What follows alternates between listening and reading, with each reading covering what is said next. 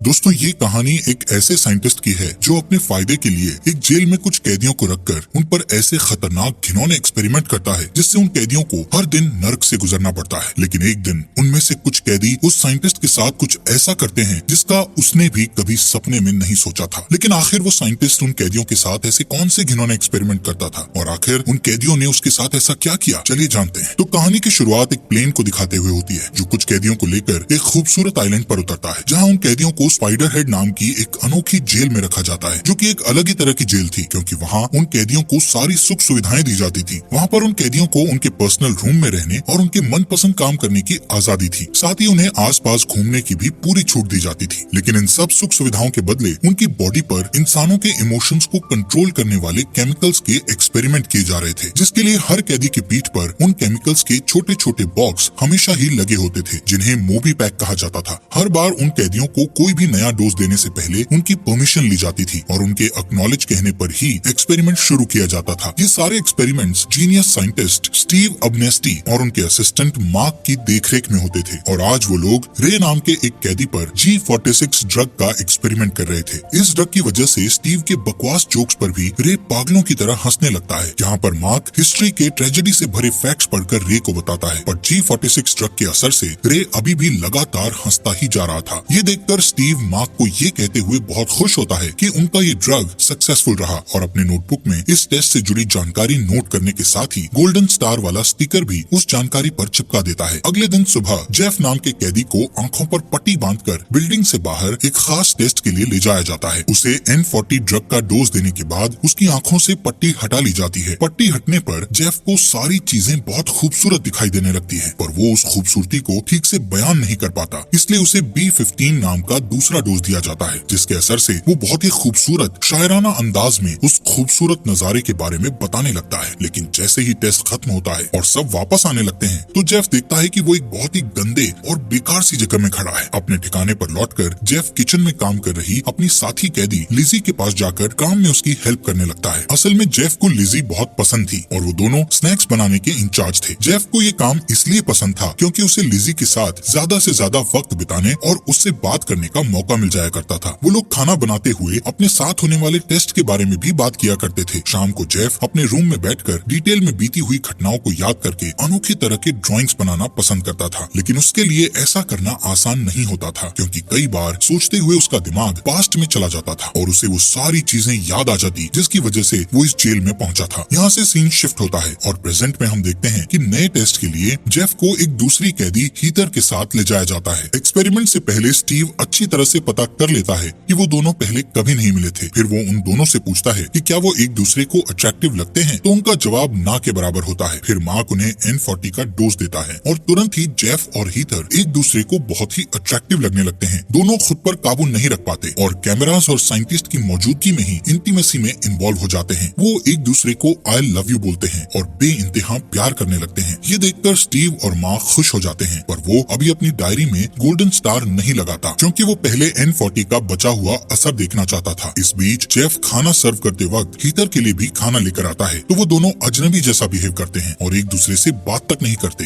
ये देखकर स्टीव को थोड़ी निराशा होती है और वो दोबारा से एक्सपेरिमेंट करने का फैसला करता है। लेकिन इस बार वो एक बूढ़ी औरत को चुनता है, जिसे देखकर जेफ इनकार कर देता है, पर उसे डबल डोज दिया जाता है और वो इस बार भी प्यार की सीमा पार कर जाता है। बाद में जब मार्क उसके मोबी पैक को रिफिल करने आता है तो उसे बताता है कि ये बॉक्स बहुत ही नाजुक है और हल्के झटके से भी टूट सकता है और वो आउट ऑफ कंट्रोल हो सकता है, इसलिए लड़कियों के साथ इंटीमेसी करते वक्त उसे केयरफुल रहने की जरूरत है। जेफ मौके का फायदा उठाकर मार्क से कहता है कि वो उसकी ड्यूटी बदल दे क्योंकि वो स्नैक्स की ड्यूटी से बोर हो गया है और कुछ चेंज चाहता है, पर वो मार्क से असली रीजन नहीं बताता। अगले दिन वो ये देखकर हैरान हो जाता है कि उसे स्टीव और मार्क के साथ साइंटिस्ट के डेस्क पर काम करने की ड्यूटी मिली है। नेक्स्ट एक्सपेरिमेंट के लिए दो अलग अलग रूम तैयार किए जाते हैं। एक में डेव को रखा जाता है जो ढेर सारा खाना खा रहा होता है। दूसरे रूम में हीथर और सैरा बैठी होती है। टेस्ट बहुत सिंपल था और स्टीव जेफ को उन दोनों में से किसी एक को डार्कन फ्लॉक्स का डोज देने को कहता है, जो कि स्टीव के मुताबिक एक उत्तेजित करने वाली दवाई थी, लेकिन इसका कोई परमानेंट नुकसान नहीं था। ये सुनकर जेफ थोड़ा अनकंफर्टेबल फील करता है और दोनों में से किसी को भी चुनने से इनकार कर देता है, पर वो ये भी क्लियर कर देता है कि अगर उसे चुनना ही पड़ा तो वो रैंडमली दोनों में से किसी को भी चुन लेगा क्योंकि उसके दिल में उन दोनों में से किसी के लिए भी कोई फीलिंग नहीं थी और वो सिर्फ इसलिए इनकार कर रहा था क्योंकि उसे पहले वो दवाई दी गई थी जो उसे बिल्कुल भी पसंद नहीं थी। ये सुनकर स्टीव इम्प्रेस हो जाता है क्योंकि जेफ को उन दोनों औरतों के साथ फिजिकल होने के लिए अलग अलग डोज दिए गए थे, लेकिन उनके फाइनल रिजल्ट सेम थे। कुछ देर बाद लिजी जेफ के पास आकर उसे अपनी ड्यूटी चेंज करने के फैसले के बारे में पूछती है, पर तभी गार्ड आकर जेफ को बताता है कि आज उसकी छुट्टी है। ये सुनकर वो बिल्डिंग से बाहर निकलकर अपनी गर्लफ्रेंड एमा को फोन करता है, पर हर बार की तरह इस बार भी उसकी डायरेक्ट कॉल नहीं लगती और उसे वॉइस मैसेज भेजना पड़ता है। वो मैसेज में उससे माफी मांगता है और कहता है कि वो उसे बहुत मिस करता है। साथ ही इस बार वो उसे लिजी के बारे में भी बताता है। अगले सीन में जेफ को रोगन नाम के एक हट्टे कट्टे कैदी के साथ रूम में भेजा जाता है, पर जेफ को मर्दों में कोई दिलचस्पी नहीं थी, इसलिए वो डोज लेने से इनकार कर देता है। फिर उसे बिना डोज दिए रूम में जाने दिया जाता है, लेकिन जेफ को तसल्ली नहीं होती और वो साइंटिस्ट के रूम में जाकर पता लगाता है तो उसे मालूम चलता है कि हीथर को रोगन या जेफ में से किसी एक को डार्कन फ्लॉक्स का डोज देने के लिए कहा गया था, पर वो भी उनमें से किसी को नहीं चुनती। इसका मतलब ये भी था कि वो भी रोगन के साथ पहले किसी टेस्ट में बिजी हो चुकी थी। इस बात से जेफ को बहुत गुस्सा आता है और वो ये चेक करना चाहता है कि क्या सारे कैदियों पर वो एक्सपेरिमेंट्स हो चुके हैं या नहीं। स्टीव उसे सारे कैदियों के एक दूसरे के साथ कनेक्शंस होने के बारे में बताते हुए कहता है कि ये सबके लिए एक मैंडेटरी टेस्ट था जिसके लिए उसे ऊपर से ऑर्डर थे। जेफ कहता है कि वो एक्सपेरिमेंट्स अपनी लिमिट क्रॉस कर रहे हैं, तो स्टीव उसे याद दिलाता है कि वो एक कैदी है और अगर उसने उन एक्सपेरिमेंट्स में हिस्सा लेने से मना किया तो उसे वापस उस ट्रेडिशनल जेल में भेज दिया जाएगा जहाँ उसे जालिम जेलर्स के टॉर्चर सहने होंगे। जेफ यहाँ मिल रही फैसिलिटीज को खोना नहीं चाहता था, इसलिए उससे माफी मांगकर रोगन के साथ अगले टेस्ट के लिए रेडी हो जाता है, पर खुशकिस्मती से सेरा भी उनमें से किसी को डोज नहीं देती और टेस्ट कैंसिल हो जाता है। इसके बाद स्टीव मार्क से कहता है कि टेस्ट को गोल्ड स्टार देने से पहले उन दोनों को भी उस टेस्ट से गुजरना होगा, पर मार्क ये सुनकर अनकंफर्टेबल फील करता है, लेकिन स्टीव उससे कहता है कि वर्ल्ड को बेटर प्लेस बनाने के लिए ये टेस्ट जरूरी है, तो वो मान जाता है। उस शाम स्टीव खुद को N40 का डोज देता है, लेकिन कैदियों को ये बात नहीं मालूम थी कि उसके बैग में भी मोबी पैक का बॉक्स लगा हुआ था। इधर डिनर करते वक्त जेफ लिजी को बताता है कि डार्कन फ्लॉक्स के डोज से कितना बुरा फील होता है। बातों बातों में लिजी जेफ का हाथ पकड़कर उससे ड्यूटी बदलने का रीजन पूछती है, तो जेफ उससे कहता है कि इस जगह उसका दिमाग काम नहीं करता है और कभी कभी तो वो ये भी भूल जाता है कि वो यहाँ आने से पहले किन लोगों के साथ था। वो लिजी को बताता है कि जब वो उसके साथ होता है तो उसे अच्छा महसूस होता है। नेक्स्ट मंडे को स्टीव रिस्क उठाने के लिए तैयार होकर मार्क से उसे ट्रिपल डोज देने को कहता है कि तभी जेफ वहाँ पहुंचकर उन्हें ऐसा करते देख लेता है, पर दोनों साइंटिस्ट सारी चीजें जल्दी से हटा देते हैं, इसलिए वो कुछ नहीं कहता और अगले एक्सपेरिमेंट के लिए तैयार हो जाता है। स्टीव उसे बताता है कि कमेटी ने डार्कन फ्लॉक्स की टेस्टिंग को कंटिन्यू करने के लिए कहा है। स्टीव ने पहले से ही जेफ को कुछ केमिकल्स की डोज देकर अपने कंट्रोल में कर रखा था, इसलिए जेफ के पास कोई चारा नहीं होता और वो हीथर को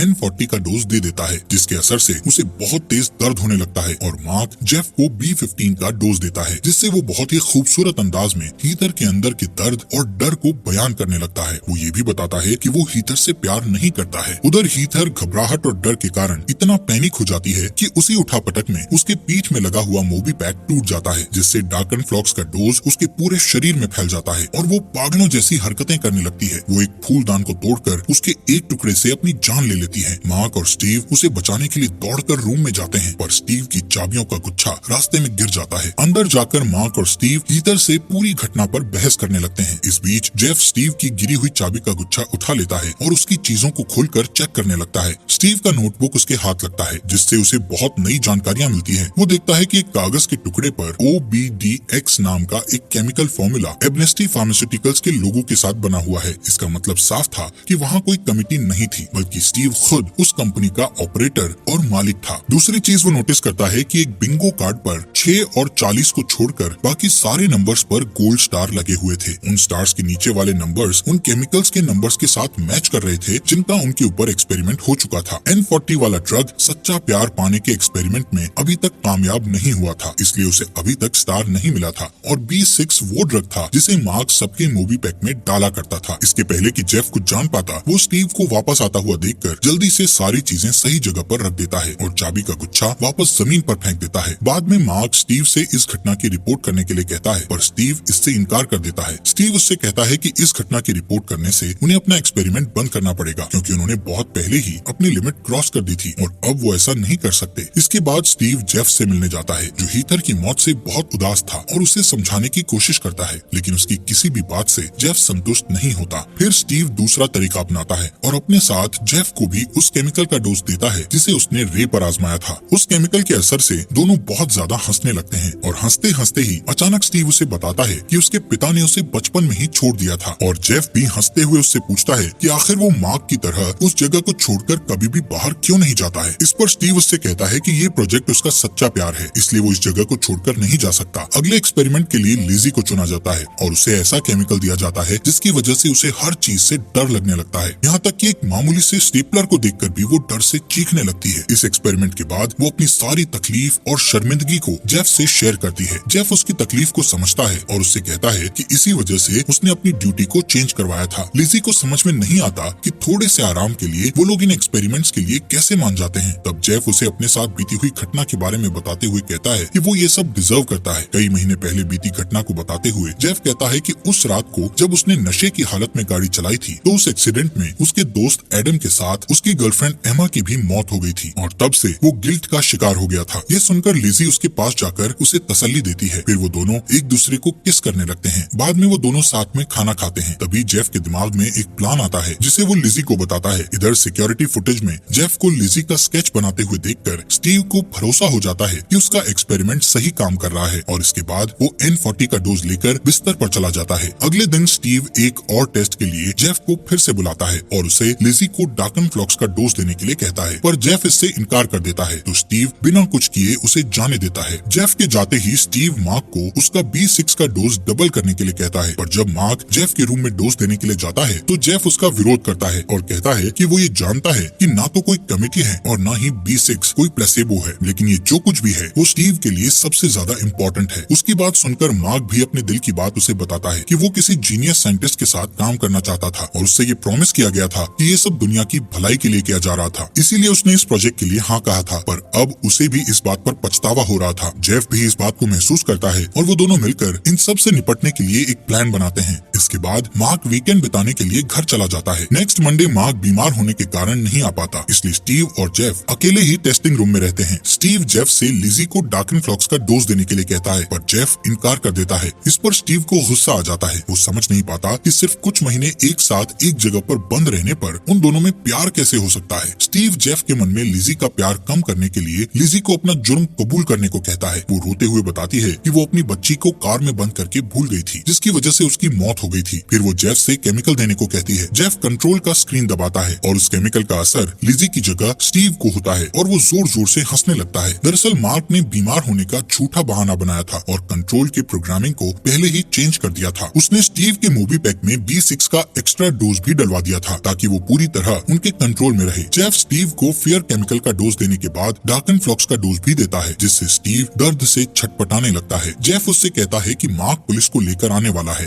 और उसे पता चल चुका है कि असल में ये किस तरह का एक्सपेरिमेंट है। B6 एक ऐसा केमिकल है जो लोगों को कंट्रोल करने के लिए इस्तेमाल किया जाता है ताकि आप उनसे जो चाहे वो करवा सकते हो, और OBDX को ओबेडियक्स एन ऑब्वियस पन ऑन ओबीडियंस कहते हैं। इस पर दर्द में होने के बावजूद भी स्टीव सोचता है कि B6 का और बेहतर इस्तेमाल हो सकता था। उसे लगता है कि B6 इंसानों की डीप फीलिंग्स को दबाने में नाकामयाब था, जिस वजह से उसका एक्सपेरिमेंट पूरी तरह कामयाब नहीं हो पाया था। स्टीव जेफ और लिजी को बताता है कि उनकी सजा बहुत पहले खत्म हो चुकी थी, पर उसने उन्हें ये बात नहीं बताई थी। ये सुनकर जेफ को गुस्सा आ जाता है और वो स्टीव के सर को टेबल की तरफ धक्का देता है और उसे कंट्रोल पर उंगली रखकर फ्रंट डोर खोलने के लिए मजबूर कर देता है। जेफ उस रास्ते से बाहर निकलकर पूरी दुनिया को हीथर की मौत का सच बताना चाहता था, लेकिन बाहर निकलते हुए जेफ स्टीव को एक चाकू लेकर अपनी तरफ बढ़ते हुए देख लेता है और ये देखकर वो उससे चाकू मांगता है, पर B6 के एक्स्ट्रा डोज दिए जाने के बाद भी स्टीव जेफ के ऑर्डर को मानने से इनकार कर देता है। इसका मतलब साफ था कि वो केमिकल इंसान के असली फीलिंग्स को दबाने में पूरी तरह कामयाब नहीं था। ये प्रोजेक्ट स्टीव के लिए इतना ज्यादा इम्पोर्टेंट था कि उसे बचाने के लिए वो अपनी जान तक दांव पर लगा देता है। जेफ को मारकर स्टीव उससे कंट्रोल छीन लेता है और लिजी को डार्कनफ्लॉक्स के 4 डोजेस दे देता है, जिससे उसकी हालत तुरंत पागलों जैसी हो जाती है। जेफ स्टीव पर अटैक करके उसे नीचे गिरा देता है और दोनों एक दूसरे से भिड़ जाते हैं। उनकी फाइट से कंट्रोल गिरकर टूट जाता है। फिर जेफ स्टीव को मारते हुए उसे दीवार की तरफ धक्का देता है, जिससे स्टीव का मूवी पैक टूट जाता है और केमिकल के अचानक शरीर में फैलने से स्टीव कमजोर पड़ जाता है। तब मौका देखकर जेफ धक्का देकर उसे दूर कर देता है। फिर उसकी चाबी लेकर दौड़कर लिजी को देखने के लिए जाता है। किस्मत से वो समय पर पहुंचकर उसे बचा लेता है और उसके मूवी पैक को उसके शरीर से अलग कर देता है। लिजी उससे अपना जुर्म पहले नहीं बताने के लिए माफी मांगती है, पर जेफ उससे कहता है कि उसे परेशान होने की जरूरत नहीं है क्योंकि वो अभी भी उससे प्यार करता है। फिर वो दोनों उस जगह से निकलने की तैयारी करते हैं। तभी स्टीव माइक पर यह अनाउंसमेंट करता है कि सारे कैदी अगर अपनी सुविधाएं जारी रखना चाहते हैं तो उन्हें जेफ और लिजी को रोकना पड़ेगा। तभी स्टीव की नजर अपने सिक्योरिटी कैमरा पर पड़ती है। वो पुलिस को बिल्डिंग की तरफ आते हुए देखता है, इसलिए सारे जरूरी केमिकल्स अपने साथ लेकर वहाँ से निकल जाता है। उधर जेफ और लिजी को बाहर निकलते वक्त सेरा और रे रोकने की कोशिश करते हैं, पर वो दोनों मिलकर फाइट करते हैं और उनसे बचकर निकल जाते हैं। फिर डेव भी उन्हें रोकने की कोशिश करता है, पर लिजी उसे पेंट्री की चाबी देकर आसानी से छुटकारा पा लेती है। बाकी कैदी भी उन्हें पकड़ने की कोशिश करते हैं, पर वो दोनों तेजी से भागकर आखिरी हॉलवे में पहुंचकर पीछे से दरवाजा लॉक कर देते हैं और सारे कैदी वहीं फंसे रह जाते हैं। बाहर पहुंचकर वो देखते हैं कि स्टीव अपने प्राइवेट प्लेन में बैठकर निकल रहा था, इसलिए एक मोटर बोट लेकर वो भी वहाँ से निकल जाते हैं। मार्क पुलिस के साथ वहाँ पहुँचने पर देखता है कि स्टीव पहले ही वहाँ से निकल चुका है, पर उसे फिक्र करने की जरूरत नहीं पड़ती क्योंकि N40 के असर से स्टीव को अपने सामने पहाड़ की जगह एक खूबसूरत नजारा दिखाई देता है और उसी धोखे में वो अपना प्लेन उस पहाड़ से टकरा देता है। जेफ और लिजी भी उस धमाके को देखकर हंसते हैं और जेफ इस नतीजे पर पहुंचता है कि खुद की गलतियों को माफ करने के लिए किसी केमिकल की नहीं बल्कि अपने अंदर के सच्चे जज्बातों की जरूरत होती है।